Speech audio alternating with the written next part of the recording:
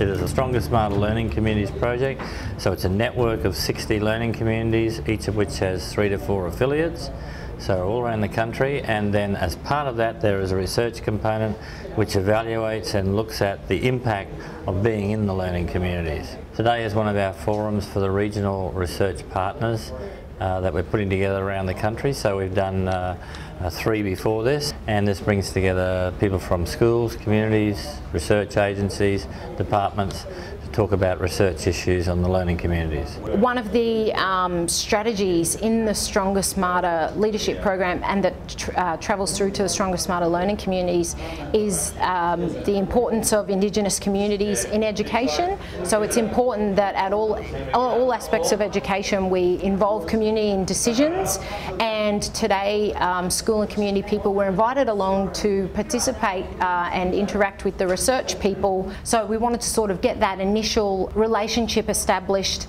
get them familiar with each other, get people familiar with what sort of things the research is going to entail for them in their community and in their schools, and in which ways they will be interacting with the research teams.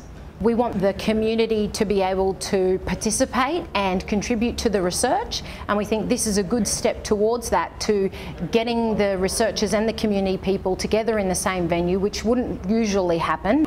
I would like to get involved, and probably because I have seen the changes from when my children went to school and now my grandchildren are in there.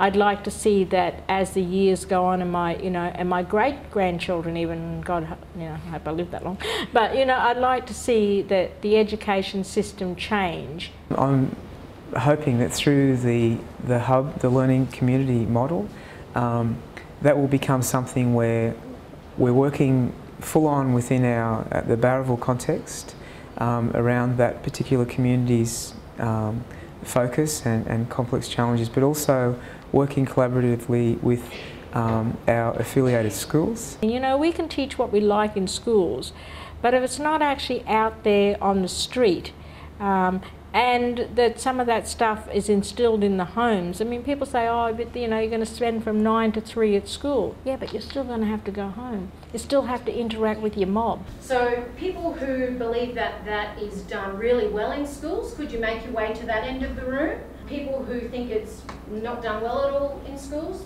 go to this end of the room? Well, I guess what I count as success out of today is that people participated actively, that there was a lot of laugh and a lot of chat and a lot of networking, that they asked good questions, that they were interested in continuing a relationship with the Institute, that they were making plans to be involved in some future way. What I found out today is that the cohort of people you got here from the different groups, there's stuff that's already happening that I've been talking with people about this morning that our schools and that don't even know about. That's really important. And we're hoping that, well, from what I've heard today, it'd be great to take that network, and network's always important, back there and try and grow what's happening at the school. I think today went really well. We had a really good turnout from the universities. We also had a good and varied representation of schools across our network. We had a lot of valuable input from our schools and community team. They certainly had a lot of great input and ideas around the research. We also had some really interesting discussions and questions from the research people, so I think it was a very valuable exercise for everybody involved.